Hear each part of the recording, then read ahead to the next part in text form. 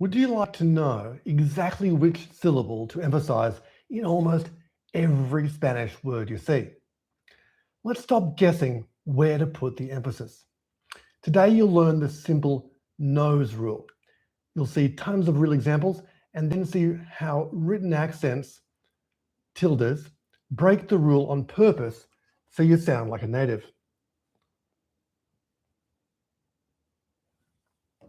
At the end, we'll even tackle tricky verbs with pronouns like decírselo, dárselo, ponérselo, so you can pronounce them with confidence, confianza. Welcome to Spanish 103. I'm Jim Hart. They say the teacher learns more than the student.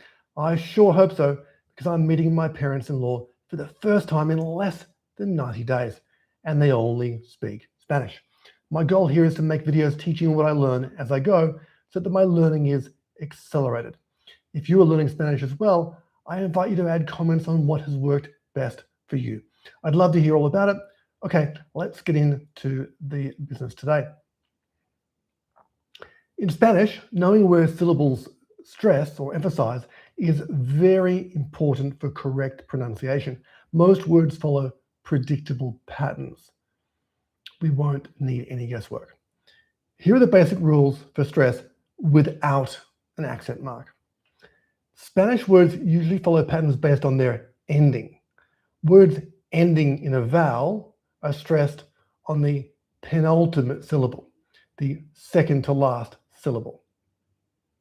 Words ending in N or S are also stressed on that second to last syllable, the penultimate syllable. However, words ending in any other consonant, like D, L, R, Z, etc., are stressed on the last syllable. Michelle Thomas, the famous translation language teacher from the 70s and 80s, called this his nose rule. Nose being a simple mnemonic for words ending in N, S, or any vowel, stress the penultimate syllable. Anything not ending in nose, N, S, or a vowel, emphasize the last syllable. That's what he called his nose rule. Let's look at some examples that have the stress on the penultimate syllable. Words ending in a vowel. Because they end in a vowel, we'll stress the second to last syllable. Tengo means I have. Tengo. Quiero, meaning I want, is quiero. Necesito, I need, is necesito. Importante, meaning important, is said importante. Restaurante, meaning restaurant, is said more like restaurante. Your turn. How do you say tengo? How do you say quiero? How do you say necesito? How do you say importante? How do you say restaurante? Good, well done. Here are some more examples following the nose rule where the word ends in an N or an S. Joven means young. Joven. It ends in an N, so we place the emphasis on the penultimate syllable. Lunes, meaning Monday. Lunes. Casas, meaning houses. Casas. They're short words, but the stress is still on the penultimate syllable. How do you say joven? How do you say lunes? How do you say casas? Good. Joven means young, lunes means Monday, and casas means house. Houses. All Spanish verbs in the infinitive end in AR, ER, or IR. So the vowels, vowel sounds for example, with the AR verbs, they're on the last syllable. So hablar, meaning to speak, is hablar. Estar, meaning how or where something is, to be, estar. And then dar, meaning to give, is dar. ER verbs like ser, to be, or what something is, to be, is ser. Tener, meaning to have, is tener. Hacer, meaning to do or to make, is hacer. Or in Spain is hacer. Hacer.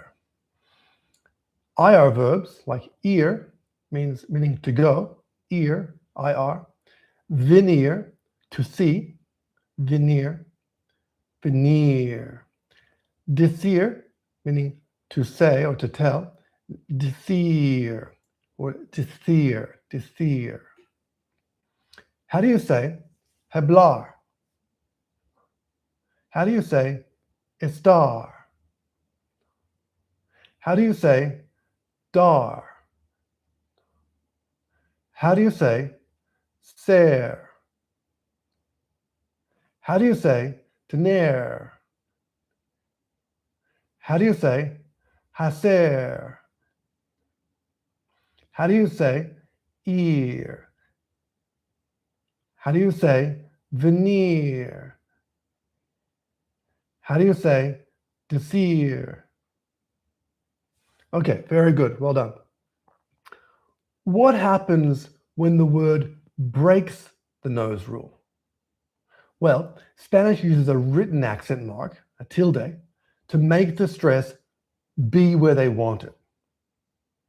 Some examples of words that have the stress, the tilde, above a letter would be, for example, Mexico. It is actually Mexico with a tilde above the E, so it's Mexico, Mexico. Similar with the city Mérida, M-E with an accent, R-I-D-A, Mérida. Pretty much all of the words ending in I-O-N, like reservation, condición, posición, situation, impression, they all have the accent on the very last syllable being above the O. Let's try this sentence. What impression do you have of the situation? Would be said as, ¿Qué impresión tiene de la situación? Let's break it down. What impression is said, ¿Qué impresión? Do you have is tiene. Of the situation would be de la situación. Let's put it all together. What impression do you have of the situation? ¿Qué impresión tiene de la situación? ¿Qué impresión tiene de la situación? Are you ready? How do you say, what impression do you have of the situation?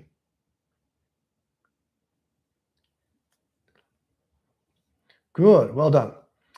Some other common words that break the rule are simple short ones like así, A-S-I, for meaning like that or that way, así. Also, aquí, A-Q-U-I, aquí means here, aquí. Here's a quick bonus to take it a little step further, adding a pronoun to the end of a verb. Some Spanish words use the written accent tilde to keep the stress where it was, even after adding a new ending like an object pronoun. Here are a few examples where the accent mark is required in writing just to keep the stress where it was before the object pronoun was added. Decir, meaning to say or to tell, has the original stress on the I, decir. When you add the ending, the object pronoun, to make it into from to tell him, it goes from decir to decírselo. And it ends in a vowel, so normally the stress would be on the second to last syllable. But instead, they use a written accent mark above the I to keep the stress where it was. Decírselo. For example, in a sentence, let's say, I can't say it to him. No puedo decírselo. I can't say it to him. No puedo decírselo. No puedo decírselo. How do you say, I can't tell it to him? I can't say it to him. Good. Let's do another one. Dar, D-A-R, means to give. The original stress is on the R. When you say give it to him, you say dárselo, dárselo. It ends in a vowel, so normally the stress would be on the second to last syllable, but instead they use a written mark above the A, dar, dárselo, to keep the stress where it was. In a sentence, it would sound like, voy a dárselo mañana. I'm going to give it to him tomorrow. Voy a dárselo mañana. Voy a dárselo mañana. How do you say, I'm going to give it to him tomorrow?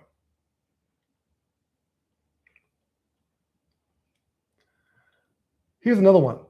Poner, meaning to put or to place. The original stress is on the air, poner. When we say put it on, we say ponérselo, ponérselo. Because it ends in a vowel, normally the stress would be on the second to last syllable, but instead they use a written accent mark above the E in ponérselo to keep the stress where it was. In a sentence, it would sound like quiero ponérselo en la mesa, meaning I want to put it on the table for him. Quiero ponérselo en la mesa. Quiero ponérselo en la mesa. How do you say, I want to put it on the table for him? Good, well done. Okay, that's all I got for today.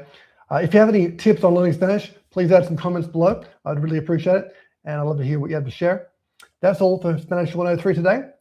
Adios por ahora.